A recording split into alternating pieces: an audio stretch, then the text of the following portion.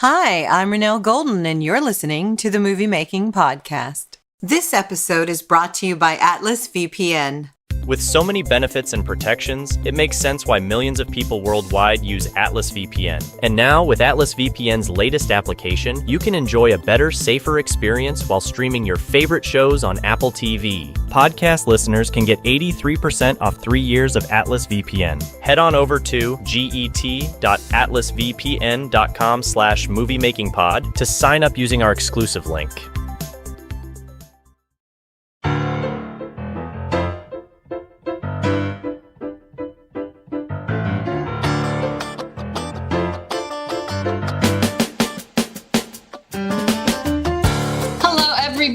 Today we are here with acclaimed author, and he is a former television producer and director, and his name is Douglas Wellman. Welcome, Douglas. How are you today? I am wonderful, Renelle, and I want to thank you so much for having me on your show. I've been looking forward to this. Oh, thank you. I'm thrilled to talk to you. Your books, the subject matter of them, it's something that's actually really important, and we'll get into why in a little bit, but maybe now more than ever. But your background in film and television, well, more like television, it's very interesting to me because it deals with comedy, and you kind of made, is it a 180? From comedy to very serious things. So let's start in the beginning, though. How did you get into film and television? When I was young, I was dragged against my will with that's fun. My elementary school class to sing on TV, which is probably at the time the last place on earth I ever wanted to be. Especially as a little kid. Got in that television studio and I went, hey, this is pretty cool. I do like this. And the other thing was I'd always been very, very interested in comedy. So I thought, hey, maybe someday I can do all of that. Yeah. So from a very young age, I got interested in that. And then it was just a question of work, like most things in life, Yeah. Oh, that's true. Got to pay the rent and fill up the gas tank, kind of. Yeah, and I want to go over there, but I got to do that and that and that. And then if I can do it, I'll be there. Yep. Oh, I know that journey just a little too well. So that's kind of amazing. You spent a long time in there, and something you did quite a bit of was producing and I believe directing comedy specials. Oh, yeah.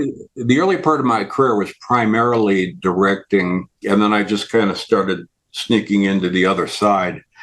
And nice. Probably the most fun I ever had. Well, I may say that. The rest you can't talk about. I keep coming up with the most fun I ever had because I had a lot of fun. That's good.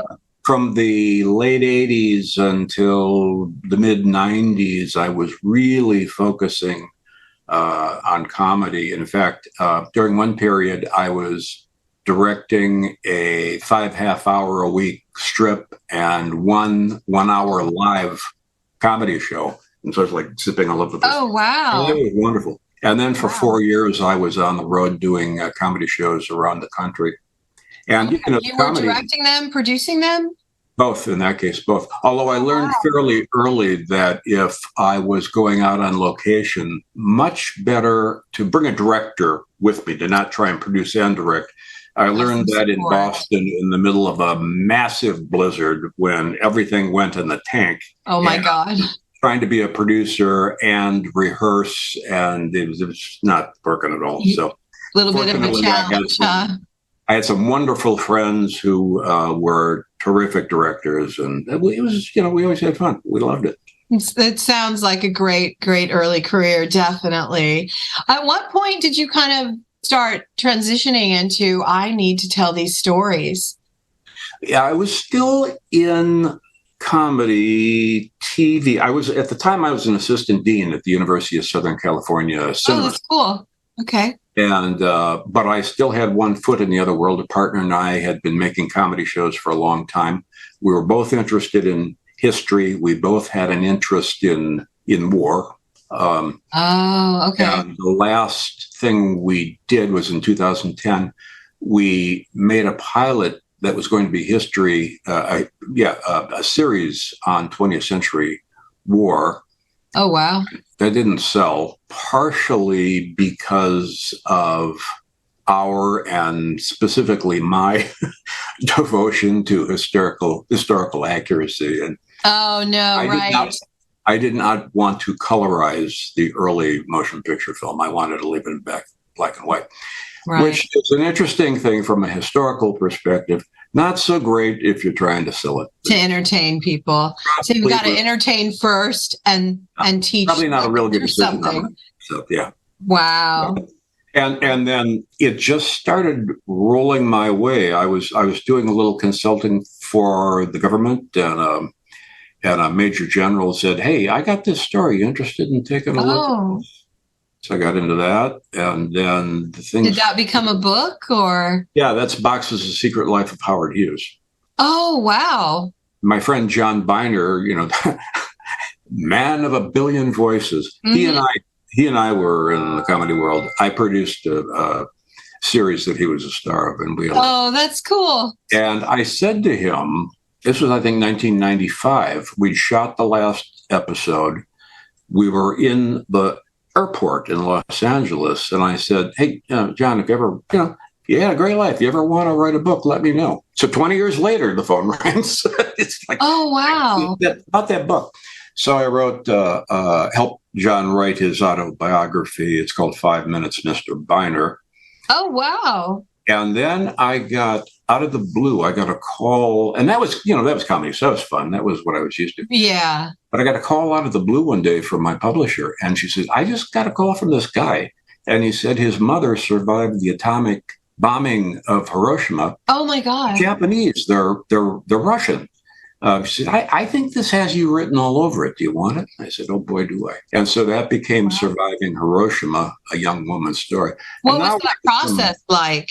Like, how did you pretty research? Serious stuff when we get Oh my God. Fortunately, it's a fascinating story because the Kaleria Pelchikov, her family was Russian aristocrats, and they escaped from the Bolsheviks. Her father was a White Army officer. He hijacked a ship in Russia to take them to Japan. Oh my gosh. Where they were going to live happily ever after. And then on August 6, 1945, everything lit up. So a very interesting story. Wow. Has that ever been made into a movie? That would be a fantastic movie. That without even fiddling around with the timeline of it, it's absolutely slam darn. Yes, I know what you mean. for what we used to call a miniseries or a streaming service. Yes. There are so many twists and turns in that story. And it's true. All the bumps land at the right place. Her brother had left for California right before the war started to go to UCLA. Well, he ended up in the American Army as a Japanese radio translator. Right. He was the one that heard that they dropped the bomb.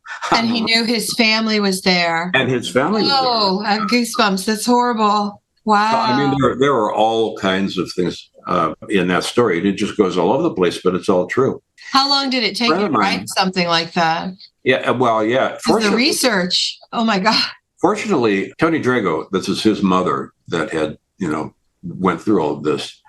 She left after the war. The United States Air Force interviewed a bunch of people who had survived the bombing.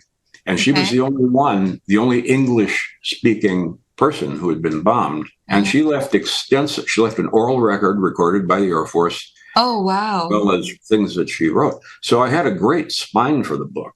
Wow. And then after that, it was just the usual amount of massive research that goes with it. But oh, my God, yeah.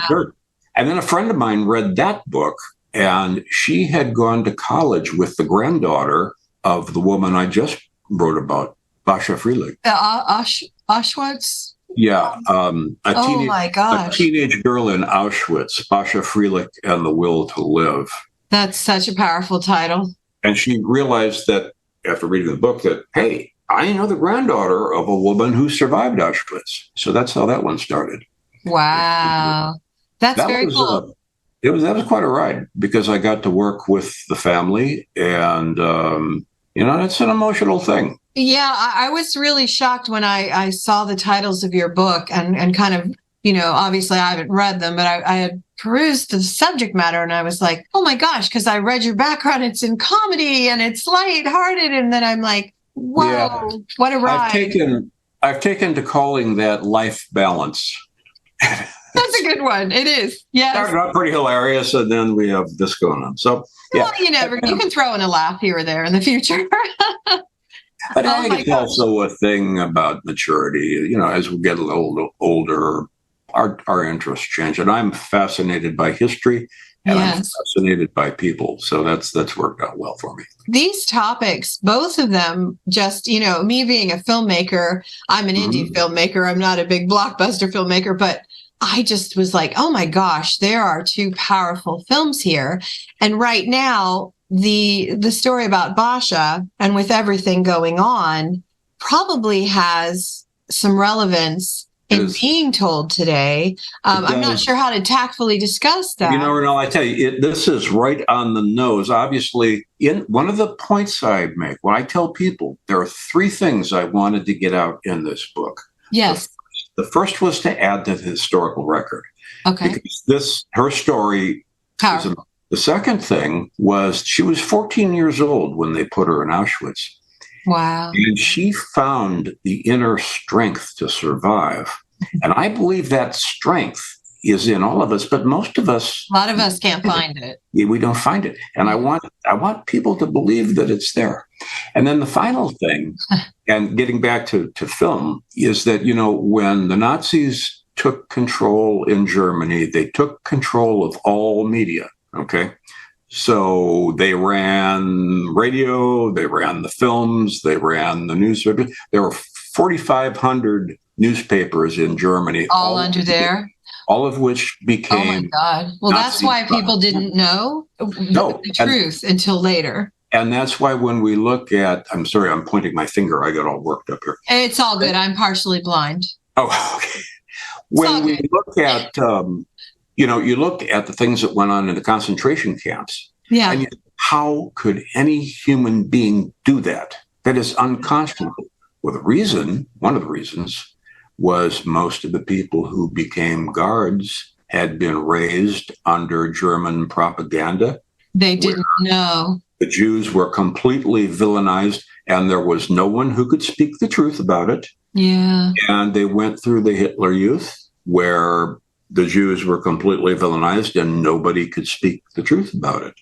Wow. And so if your entire life you've been programmed to believe something, when you're young particularly. That's what you believe. And so my concern, a very, very big concern, is freedom of the media, because that's the only thing we have to protect us. And we are starting to have issues here with that. Well, you're absolutely right. Frightening. If you look at how media is owned these days, there's a very, very small group of people who own all of this.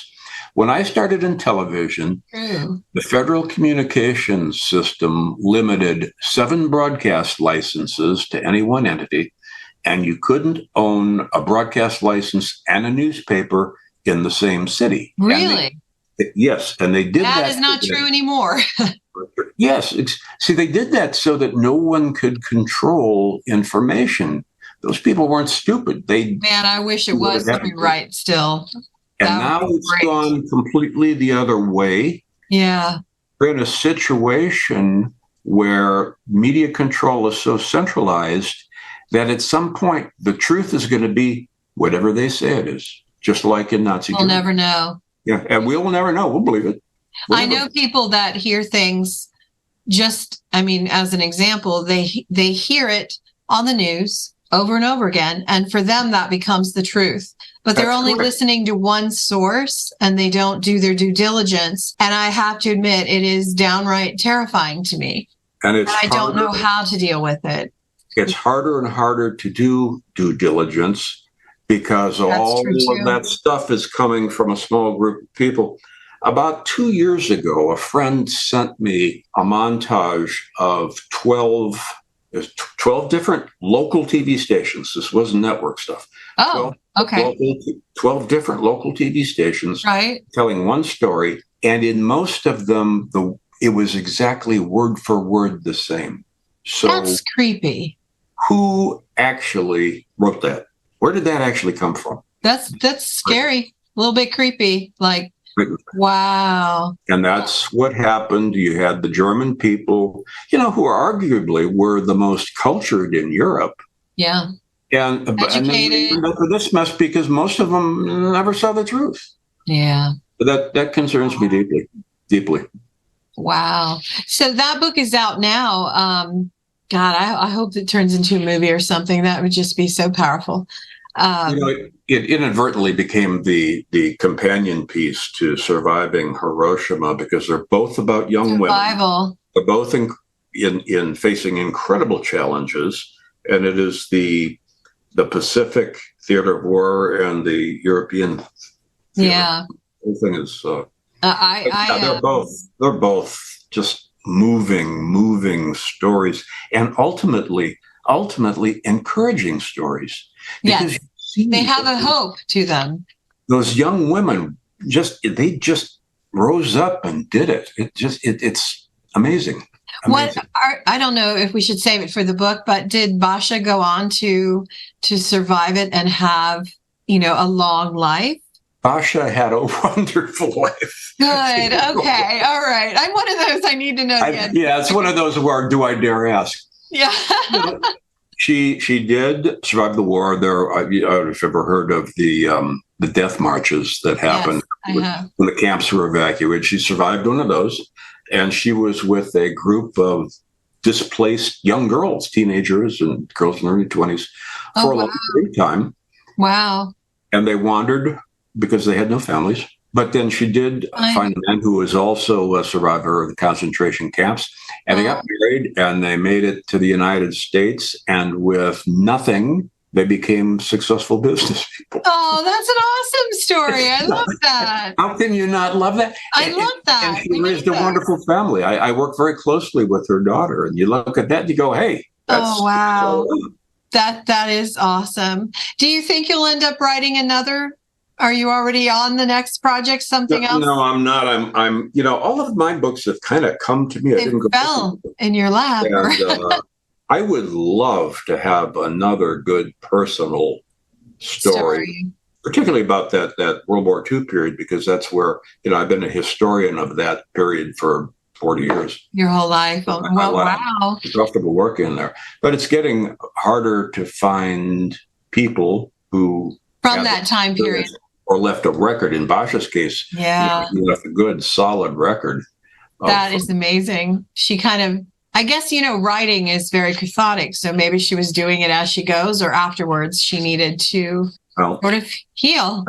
I tell you, of the recorded interviews she did, one of them was for the USC Shoah Foundation. That was done in the 1990s. Okay. And it was done on video. Now, Basha spoke, I think, 7 languages. But, wow. Polish was her native language. But okay. So she left this video testimony. And I can't work off of videotape. I mean, I have to have a transcript. Yeah. And between the accent and Polish and German and Yiddish, Hebrew, I said, I'm not going to send it to a service. I have absolutely no idea. Right. I'm going to have to transcribe this myself, which was okay. But I sat here and I watched her on video tell this story. Oh, wow. And I went, oh boy, this is, I think I'm just going to turn that off for a little while and come back later. Mm-hmm. It was a tough one. And I am no shrinking violet, believe me. No, but you feel watch that woman tell that story was tough. Wow. Oh my God. That is amazing. So, well, my typical question is, where can people find your book? You can find it. It's harder to get into bookstores. There's about 3,000 books a week published. Yeah. But it's on Amazon.com in both print and Kindle. It's on Apple. It's all of those online services. They can probably Google you, do your name on Amazon, and everything you've written would come up because you have a few under your belt. Yeah, there's quite a few. 1, 2, 3, I think 6 now. Oh, that's awesome. Not all of them are historical, though. Are they? No, and in fact, that includes 2 versions of the Howard Hughes book, because after the first edition was published, we started getting all this information from people And we went, ooh, look at this. I think we're onto something here. So I wrote a second edition. You're like, now we know more. Very, very cool. Do you have this is nosy, but do you have a favorite book that you've written so far of your own work? Are you allowed to do that? I don't know. It's pretty hard. I got completely emotionally tangled up in A Teenage Girl in Auschwitz, I got to say. So that makes sense. Yeah. And once again, it's because of watching the video, working with family. Yeah. But also Surviving Hiroshima. Something else. That one. Like I say, that one is slam dunk in terms of a miniseries because everything breaks at and it's got like 5-6 different stories that go like that, and then they all come together. Yeah. So I love those two. I really do. The Howard Hughes book is great fun. Yeah. My book, I love writing with John Biner on his book. Oh yeah. I wrote a book on a Christian missionary, a woman missionary in the jungle. Is that fictional, or was that? No, that's true. That's amazing. You keep coming up to these real stories. How amazing! Wow. And the funny thing is, that they tend to be primarily about women. Well, I was going to say that. I'm like, should I? But certainly, there must be some stories about young men that survived these things or found their way. But I think women, for some reason, maybe we're more sympathetic characters or something. We cry more. I don't know, but I have noticed that historically. I think one of the fascinating things here is you think about World War II and you think of guys with rifles and they go. That is what I think. They weren't alone. They weren't alone. True. There were an awful lot of women doing an awful lot of stuff. And on the side of the Germans or today, yeah, on both sides. But you look. I mean, we had our Air Force WACs and right. Red Cross and all of that stuff. But you also look at the people who've become victimized by all of this. Yeah. We looked at the strength of the people who survived the Holocaust. We're looking now at what happened in Ukraine. Most of those people are minding their own business. They didn't want this. Yeah. And now we're looking at what's going on in Israel. So those people have strength too. Yeah. And there's a lot of women doing a lot of things. We don't necessarily know about it because we're focused on missiles and explosions, but they're there and they're doing their part. That's true. That is. It's definitely an interesting time in history. And, hopefully 100 years from now, these stories are being told and, maybe not even that long, but wow. Well, that's my hope. I mean, as I say, the first thing was to add to the historical record. Well, it started out being the first thing aney Yeah, well, I think you're getting there. It's done. I think kind of grew on me. Wow.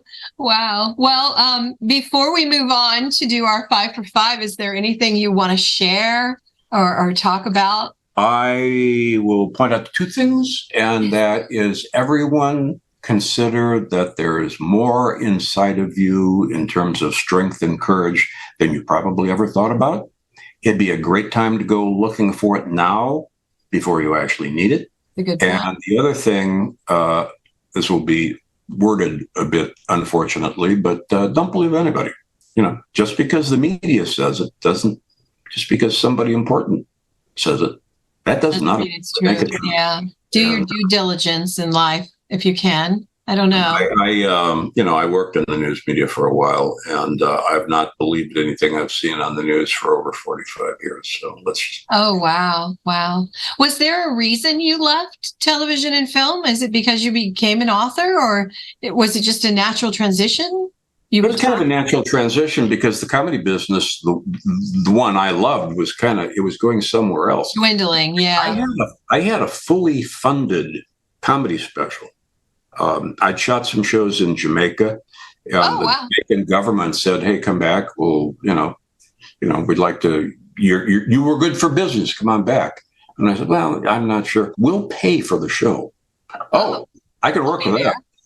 And so that meant theoretically they'd pay for the show. I'd sell it to some network, and I'd make a lot of money. Nobody would buy it because the bit of the comedy world had gone away.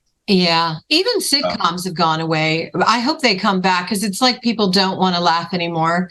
We've transferred our interest to, zombies and very graphic things. And it's interesting. When I had the Hoping it opportunity, evolves. when I had the opportunity to join the University of Southern California, I only went there thinking I was going to be there for about 6 weeks to help them establish a student television station.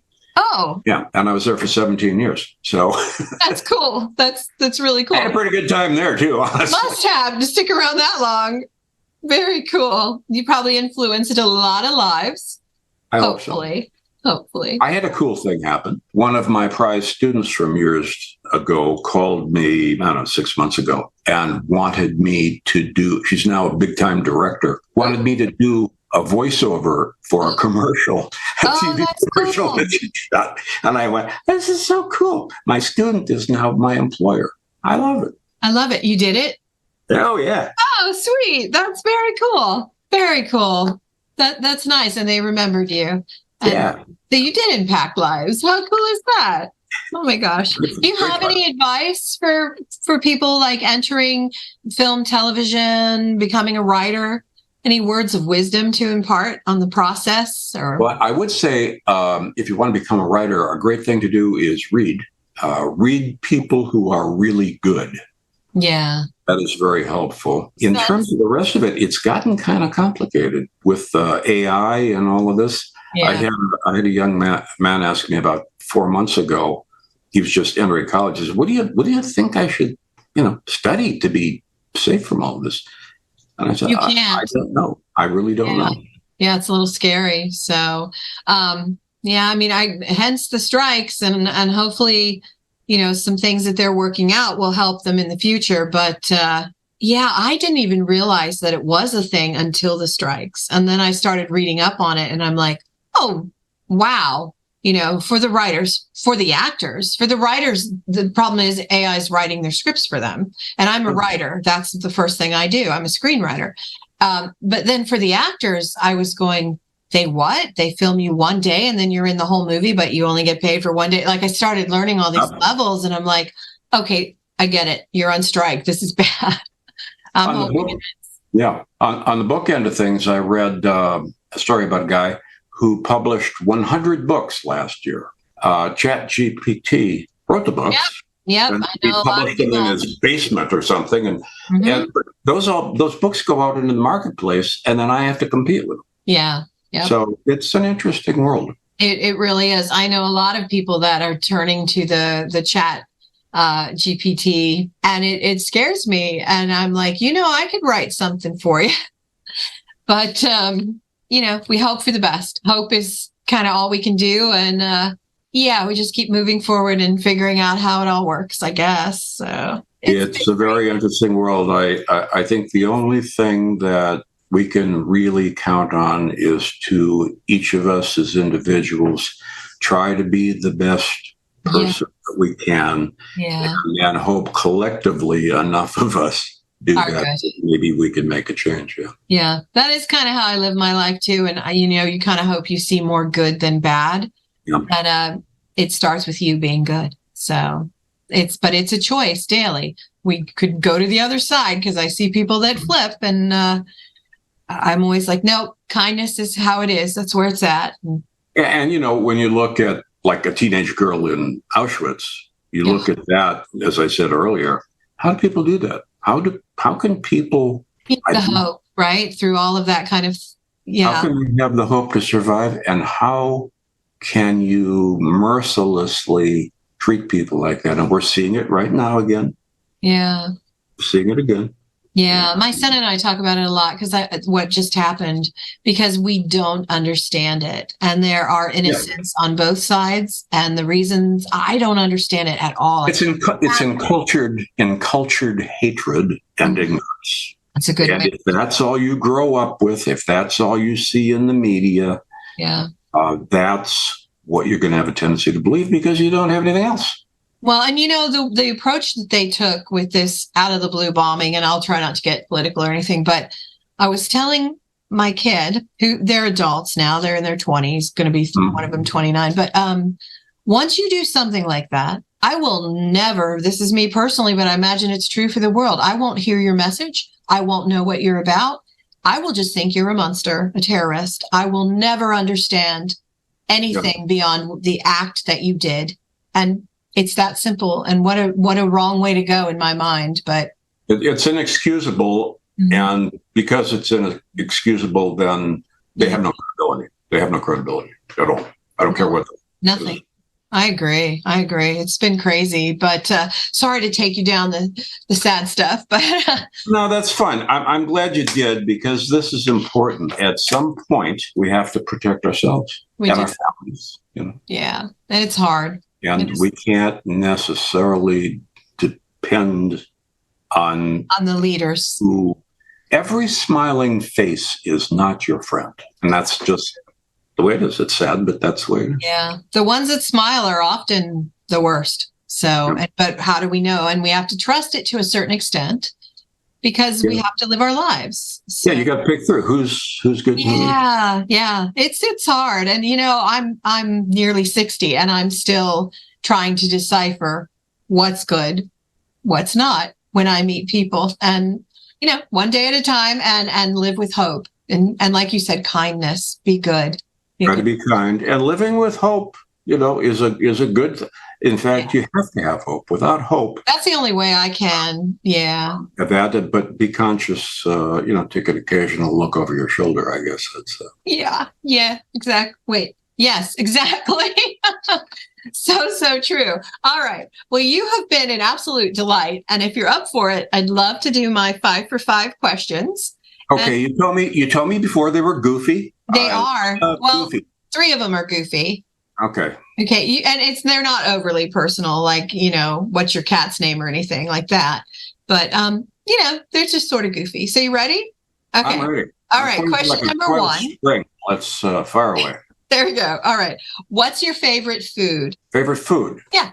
I am going to say pasta, specifically your basic spaghetti. Yummy. Nothing fancy. Anytime, anywhere. Nothing fancy. I'm a very simple person. You can ask anyone. Easy to make, right? So anyone can make you happy. Make a little pasta. That's right. Super simple. Okay. Next question. What is something that in life inspires you or motivates you? I think courage. Courage, absolutely. Courage. When I see someone who is perhaps weak and yet they stand up anyway, or someone who will take a risk that maybe whatever's going on isn't necessarily their business specifically, but they know it's wrong. Right. Step into it. I respect that enormously. I do too. And I will admit I'm chicken a lot, but I try to find my voice. So that's a big one. I love that answer. Okay. What is something that you have always dreamed of doing, but you haven't done yet? Well, I'm a car nut. And you want to race or I've never raced. I had a little, I've encountered a little neurological bump in my life, which is affecting my legs. So right. I will not be participating in high-speed motorsports. But you can watch. I look on with envy at anyone who does. Yeah. If you wanted to, I imagine your partner would be like, no, you're not going out there. That's kind of what happened the last time I crashed a motorcycle. My lovely wife, Deborah, said, "He's like, no I more. think that part of your life is over." So, oh, she's wise. Yes. Oh my God. Totally. I love that. Okay. Back to fun questions. Number 4. What is your favorite song to sing at the top of your lungs if you're driving in your car? Oh, I had a cassette of somebody in the Silver Bullet Band. And, okay. Can't think of his name, but every time that I used to drive cross country. I wish I could remember the name of the song. Oh God, I have the same problem. Cassette player back then, and blare that out of the speakers. And that was my "Let's Get Up and Hit the Road at 5 a.m." song. Okay, to wake you up with your coffee.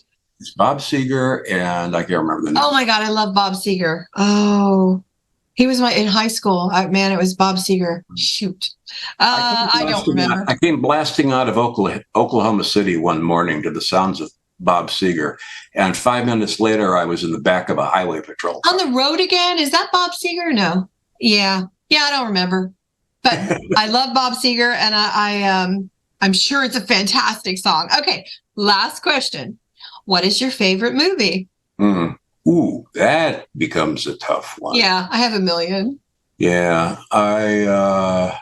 Dr. Strangelove is pretty. Ooh, okay. The original, right? Yeah, yeah, that was good movie. Different. That was really different. Yeah. Well, hence the name, right? They made a series on, I think it was on Netflix or something, and it was kind of based off that book or something. There were some weird characters in it. Slim Pickens riding an atomic bomb down under the bomb pit. It's a pretty tough finale to beat. Oh God, very, very cool. So, all right. Well, you have been amazing. I thank you so much. I'm so glad that you came and spent some time with me. And secretly, I really hope that your books become films. They could be very powerful. I do too. A Teenage Girl in Auschwitz and Hiroshima. Two stories of powerful women and hope. Young women facing adversity. I love it. I'm glad you wrote them. Important stories. So, Douglas, thank you so much for spending time with me. I wish you a great, great day. And thank you so much. And I love being on your show. Thank you. We'll talk to you soon. Movie Making with Renelle Golden is brought to you by Samira Entertainment, supporting indie films and the filmmakers who create them. Stop by their website to learn more. www.samiraentertainment.com. That's www.samiraentertainment.com. You've been listening to Movie Making with Renelle Golden. Be sure to come back for our next episode where we bring you the people who make movies you love. Got a topic about filmmaking you want to hear on our podcast? Send us an email at moviemakingpodcast@gmail.com. Thanks for listening.